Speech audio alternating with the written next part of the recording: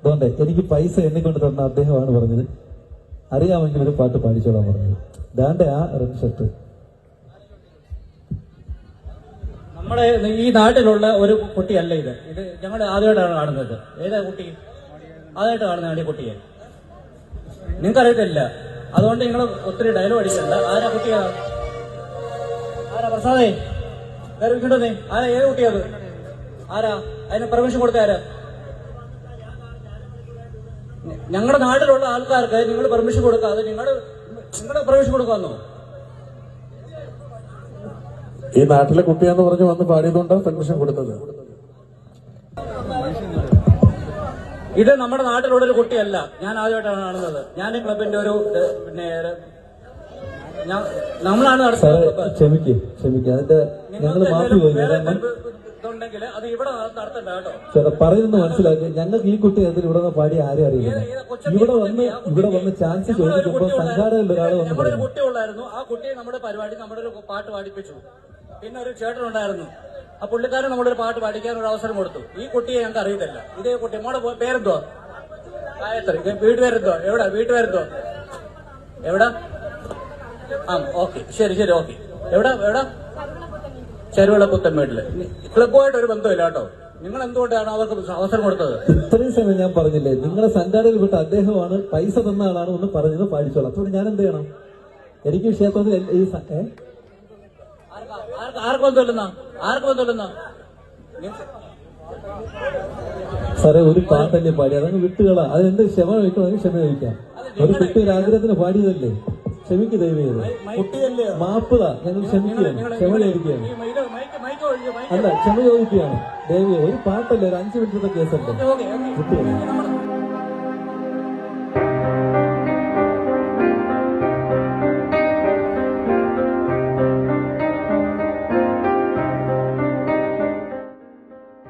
അവസരങ്ങൾ ലഭിക്കുക എന്നത് ഒരു കലാകാരനെ അല്ലെങ്കിൽ കലാകാരിയെ സംബന്ധിച്ച് വലിയൊരു കാര്യമാണ്. എന്നാൽ വേദിയിൽ നിൽക്കുമ്പോൾ അധിക്ഷേപിച്ചിറക്കി വിടുക, ഇതിലും വലിയ ഭാഗ്യക്കേടൊന്നും ഒരു കലാപ്രതിഭയ്ക്ക് നേരിടേണ്ടി വരില്ല. അത്തരത്തിലൊരു സംഭവമാണ് ഏതാനും ദിവസങ്ങൾക്ക് മുമ്പ് അടൂരിൽ ഒരു വേദിയിൽ അരങ്ങേറിയത്.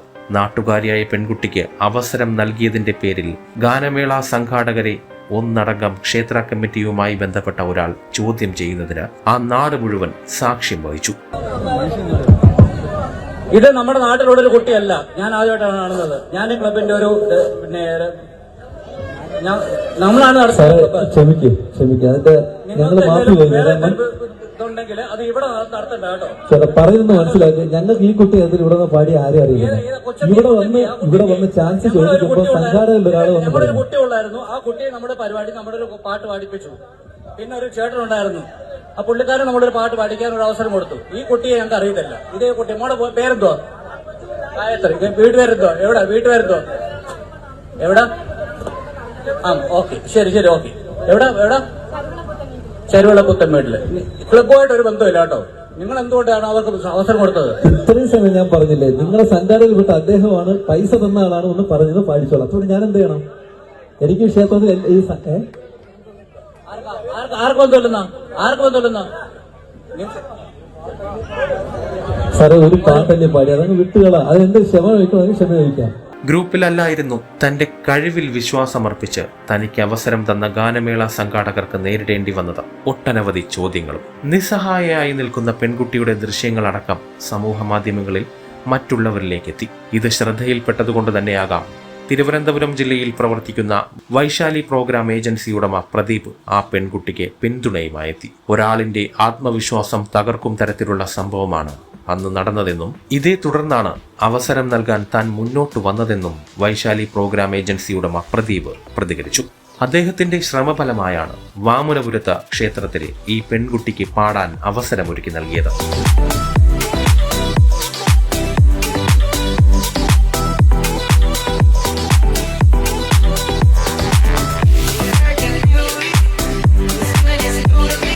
തീർച്ചയായും നമ്മളത് ചിന്തിക്കണം.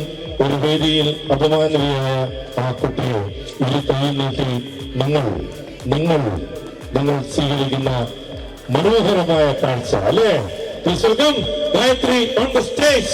ഒരിക്കൽ പോലും ഗായത്രി വിചാരിച്ചിരുന്നില്ല ഒരിക്കൽ പോലും മൈക്കിന് ഗായത്രി ഒരിക്കലെങ്കിലും വിചാരിച്ചു ഇങ്ങനെ ഇതൊരു വേദി ഗായത്രിക്ക് കിട്ടുമെന്ന്? ഒരിക്കലുമില്ല. എന്ത് തോന്നുന്നു? വളരെ സന്തോഷമുണ്ട്. വളരെ സന്തോഷം. ഇതിന് കാരണക്കാരനായ ആളുടെ കാര്യം ആദ്യം പറഞ്ഞു, ശ്രീ വൈശാലി പ്രദീപ്.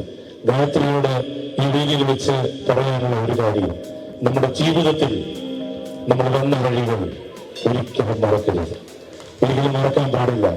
അതിന്റെ ഉത്തമ ഉദാഹരണമാണ് അവനെ സന്തോഷം എന്ന് പറയുന്ന പ്രിയരാഗ. ഇന്നൊരു വേദിയിൽ മിനിമം 50,000 രൂപ വരെ വാങ്ങുന്ന പ്രിയ കലാകാരി നമ്മുടെ നാട്ടിലെ ഈ ഒരു പരിപാടിയിൽ നമ്മുടെ ക്ഷണം സ്വീകരിച്ചു എത്തുക എന്നുള്ളത് ഏറ്റവും വലിയ കാര്യം തന്നെയാണ്. തീർച്ചയായും ഈ സിനിമയുടെ പാടാൻ പറയുന്നത് അല്ലു അർജുൻ നായകനായി അഭിനയിച്ച പുഷ്പ എന്ന ചിത്രത്തിലെ നിങ്ങളെല്ലാവരും നല്ല രീതിയിൽ സപ്പോർട്ട് ചെയ്യുന്ന എല്ലാവരും ഡാൻസ് കളിക്കണം. അടൂർ സ്വദേശിയായ ഗായത്രിക്കാണ് സ്വദേശത്ത് ഇത്തരത്തിലൊരു അനുഭവം ഉണ്ടായത്. അന്നേ ദിവസം അടൂരിലെ ക്ഷേത്രത്തിൽ ഗാനമേള അവതരിപ്പിക്കാനെത്തിയ നാഗർകോവിൽ നൈറ്റ് ബേഡ്സ് എന്ന സംഘം തന്നെയാണ് വാമനപുരം ഗാനമേള അവതരിപ്പിക്കാനെത്തിയത്. അപ്പോൾ പെൺകുട്ടിക്ക് പാടാൻ അവസരം നൽകി.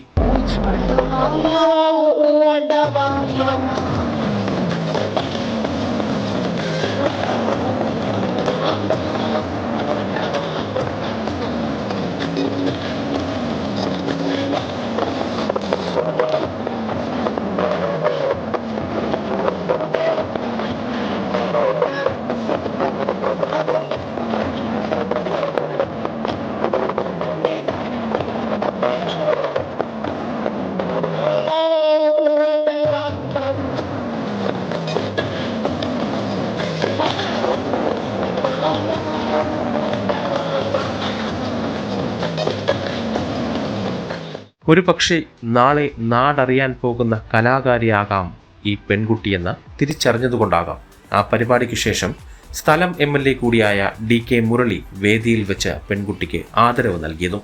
ഇപ്പോൾ ഇങ്ങനെ ഒരു അവസരം കിട്ടിയത് ഞാൻ പ്രതീക്ഷിക്കാതെ കിട്ടിയൊരു അവസരമാണ്. ഇങ്ങനെ ഒരു അവസരം ഉണ്ടാക്കി തന്ന എല്ലാവർക്കും ഞാൻ നന്ദി അറിയിക്കുകയാണ് ആദ്യമേ തന്നെ. അപ്പം എന്നെ ഇവിടെ കൊണ്ടുവരാൻ വേണ്ടിയിട്ട് ഏറ്റവും കൂടുതൽ കാര്യങ്ങൾ ഒരുക്കി തന്നതും ഇതിനുവേണ്ടി പ്രവർത്തിച്ചതും ഒക്കെ വൈശാലി പ്രതിഭങ്ങളാണ്. അപ്പം അങ്കിളിന് ഞാൻ ഹൃദയം നിറഞ്ഞ നന്ദി അറിയിക്കുന്നു. അതേപോലെ എന്നെ സപ്പോർട്ട് ചെയ്ത ഈ നമ്മുടെ നാഗർകോവിൽ നൈറ്റ് ബേർഡ്സ് എന്ന ട്രൂപ്പിലെ അംഗങ്ങൾക്കും അതിൻ്റെ ഓണറിനും അതിൻ്റെ മാനേജറായിട്ടുള്ള അനിൽ അങ്കിളിനും എല്ലാവർക്കും ഞാൻ ഈ ഒരു അവസരത്തിൽ നന്ദി അറിയിക്കുകയാണ്. അതേപോലെ അക്ഷയ് എന്ന് പറയുന്ന ഒരു അങ്കിളുണ്ടായിരുന്നു. പുള്ളിക്കാരനാണ് എന്നെ വീട്ടിൽ വന്ന് എൻ്റെ നമ്പറും കാര്യങ്ങളും ഒക്കെ വിളിച്ച് എടുത്ത് പ്രതിഭകളുടെ കയ്യിൽ കൊടുക്കുകയൊക്കെ ചെയ്തത്. അപ്പോൾ എന്നെ ഇവിടെ എത്തിച്ചു തന്ന എൻ്റെ ഈ ഒരു നിലയിൽ, അതായത് എൻ്റെ ഈ ഒരു വഴിയിലോട്ട് എത്തിച്ചു തന്ന എല്ലാവർക്കും ഞാൻ ഒരുപാട് നന്ദി അറിയിക്കുകയാണ്. ഞാനിവിടെ ഇങ്ങനെ നിൽക്കുന്നുണ്ടെങ്കിൽ അതിനുവേണ്ടി പ്രവർത്തിച്ച് കുറേ പേരുണ്ട്. അവിടെ എല്ലാവരും ഒന്നും എനിക്ക് അറിയില്ലെങ്കിലും എല്ലാവരും ഞാൻ ഈ ഒരു അവസരത്തിൽ നന്ദി അറിയിക്കുകയാണ്. Thank you. ഇത് ഇരട്ടി മധുരമായി. വിസ്മയാനുസ്, വെഞ്ഞാറമൂട്.